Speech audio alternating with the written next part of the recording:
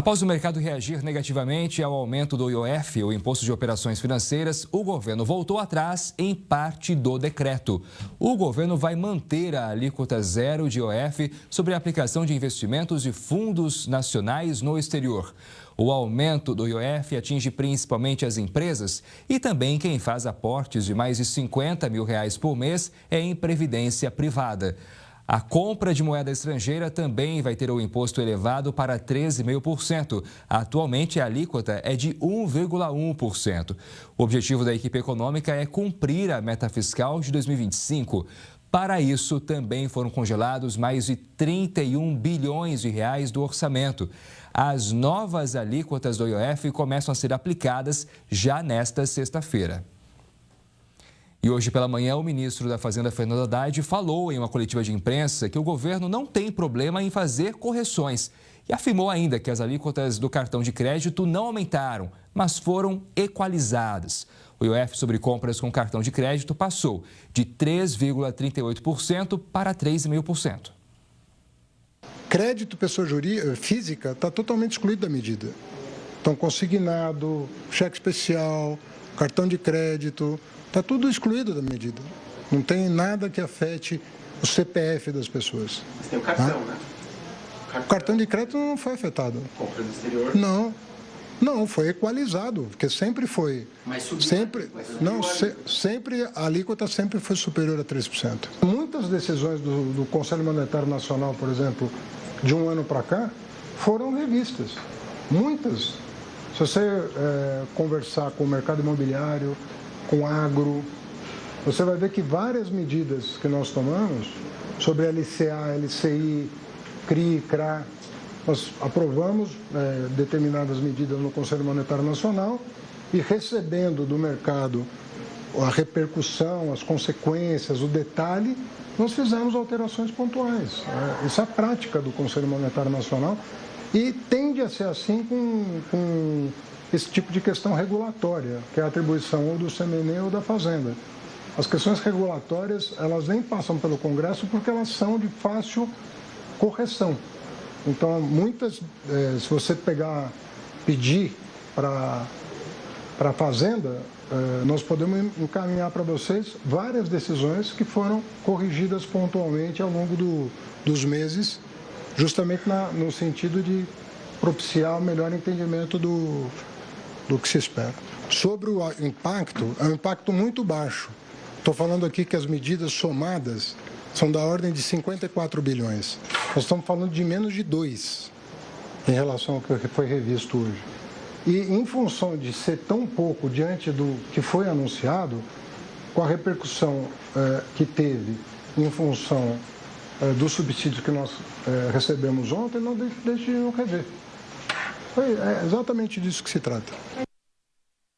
Bom, para explicar sobre os impactos dessas mudanças para a economia do país, a gente faz conexão agora com a economista e conselheira do Corecon São Paulo e professora da FGV, Carla Bene. Carla, boa tarde. Muito bom ter você aqui com a gente para explicar um tema como esse, porque quem está acompanhando essa notícia fica em dúvida aí. O que sobra para mim nessa história, né? O que muda na prática? Carla, boa tarde.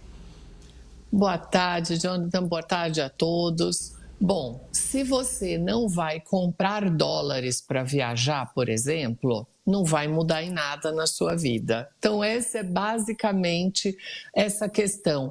O IOF, Imposto de Operações Financeiras, é um imposto que incide normalmente em empréstimos e operações de câmbio. Só que essas alterações você deixou a pessoa física todinha de fora. Então, se você fizer um empréstimo, usar o cartão de crédito, nada disso mudou o IOF. Agora, se você vai comprar dólar para viajar, se você vai comprar euro para viajar, você tinha 1,1 de IOF, passou para 3,5. Se você, por exemplo, vai fazer um empréstimo, não mudou nada. Agora, entre empresas, aí a gente começa a fazer o escalonamento.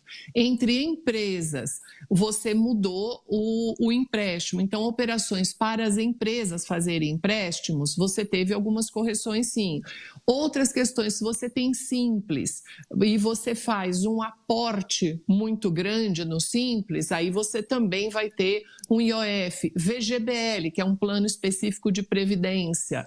Então, se você fizer mais do que 50 mil por mês de aporte, repara que você tem sempre uns marcadores bem para uma alta renda, né? Quantas pessoas fazem 50 mil por mês de aporte no plano de previdência? Aí sim você teve uma alíquota maior. Agora, Carla, essas medidas estão sendo tomadas por parte do governo com qual objetivo? O objetivo é adequação mesmo, orçamentária. Fazer o ajuste para encaixar dentro do arcabouço fiscal. Então, o que é o tal do arcabouço fiscal? É um pacote de regras que você tem que deixar receitas e despesas dentro dessas margens, digamos assim, de segurança. Então, ao longo do ano, você vai fazendo ajustes, dizendo se você precisa aumentar imposto, onde e como, e se você tiver que fazer contingenciamento. Essa palavra é meio estranha, mas funciona assim. Se você esperava uma arrecadação específica e ela não se concretizou, você segura alguma despesa, normalmente um investimento. Então, é um contingenciamento. Você segura por um tempo mais longo esperando equacionar a receita. Impactos no dólar, por exemplo, cara, eu estou vendo aqui que a gente teve pico de 5,73 hoje, quase 5,74 e agora o dólar operando em queda, 5,67. Tem a ver com isso que o governo anunciou ou não? Olha, o que o mercado financeiro gosta, digamos assim, ou coloca como um peso maior é o seguinte: aumentar IOF para as operações de câmbio. Aqui a gente não gosta que mexa, mas pode cortar gasto público. Esse daí não tem problema nenhum. Então, como o governo fez um anúncio de aumento de IOF em menos de 24 horas, ele cedeu num ponto, o que foi algo extremamente confuso, digamos assim. O mercado financeiro, entre aspas, gostou da notícia, aí o dólar cai.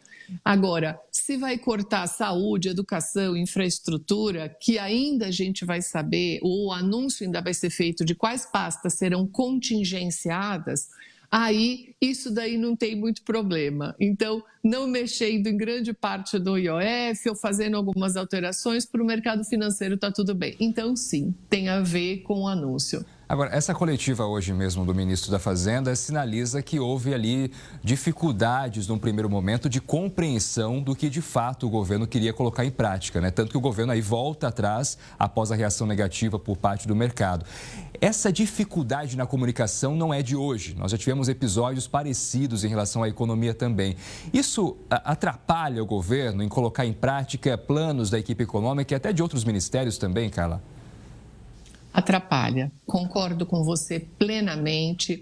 Há um problema de comunicação que passa a ideia de falta de planejamento, de falta de estrutura no anúncio. Você faz um anúncio e menos de 24 horas depois você volta atrás em um ponto porque houve uma pressão. Ué, então não pensaram nisso antes? Não foi planejado? Não foi conversado, então?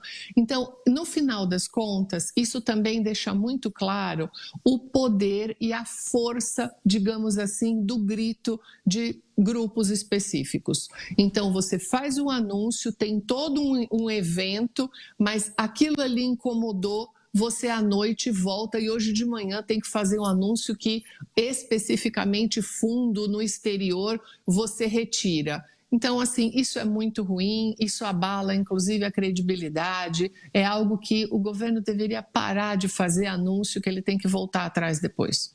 Carla Bene, obrigado pela sua participação aqui, foi extremamente importante para a gente entender o que muda nessa medida aprovada pelo governo. Enfim, bom fim de semana para você e é sempre um prazer tê-la aqui.